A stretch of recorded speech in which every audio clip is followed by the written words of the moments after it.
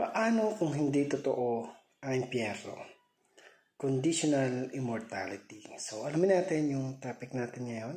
Sabi dito yung concept natin. Conditional immortality, the teaching that God has created people so that they only have immortality, the power to live forever.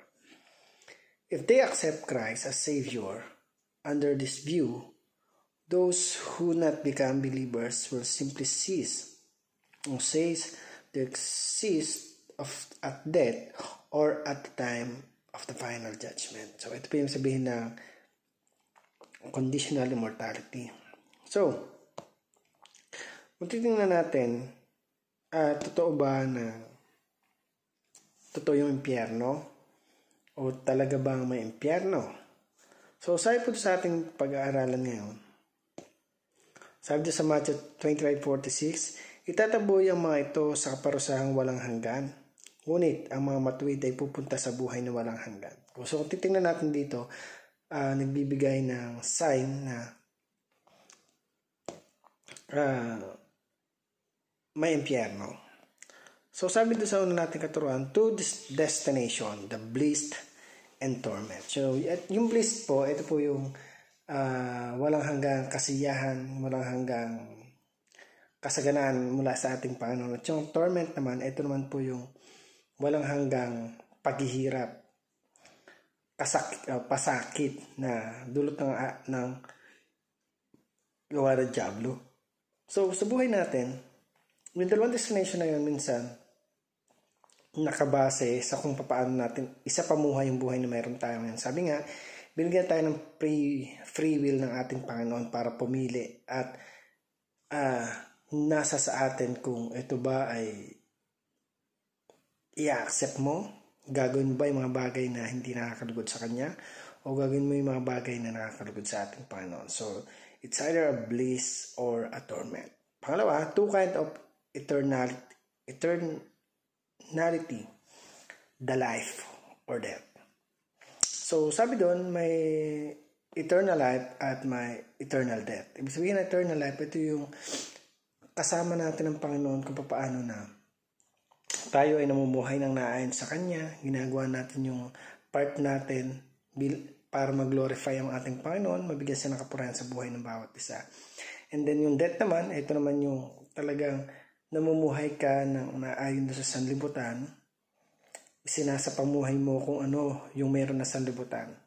And also, ginagawa mo yung mga bagay na hindi kalugod sa ating Panginoon. Pangatlo, two resurrection bodies, the believers and unbelievers. So, ibuhay natin, tayo bilang mga naglilingkod sa ating Panginoon, we call as believers.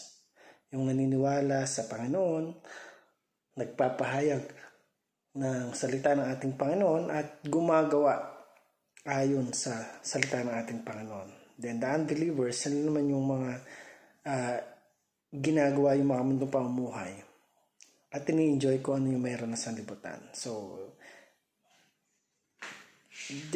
we have two resurrected bodies and it's either you are believers or unbelievers. So, para naman po sa ating application, sabi dito una, prepare for the worst. Siyempre, alam naman natin na talagang darating tayo sa time na susubukan tayo sa lahat ng aspeto ng pamumuhay ng bawat sa atin at kailangan natin na maging handa sa lahat ng pagkakataon. Pangalawa, pray for the lost.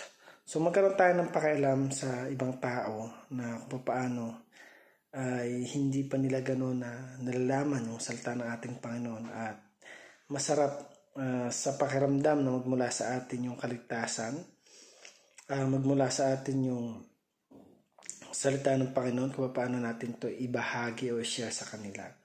Let's pray for the lost. Number 3, preach at all cost.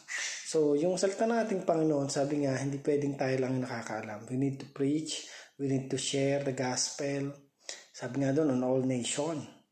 Kailangan nating pamahagi, pamalita bilang mga believers o tagasunod ng ating Panginoon yung magandang balita at nais natin na mag-glorify yung ating Panginoon. Kasi isang bagay na makakatulong sa atin is talagang, o sa Diyos, is may share natin yung gospel, which is napaka-importante na kahit tayo mga mananampalataya na palagi nating isa pamuhay, panghawakan, at lakaran yung pagsunod natin sa ating Panginoon. Sabi nga, hindi tayo isang kape na kapag nawala na yung init, ay hindi na natin iinumin.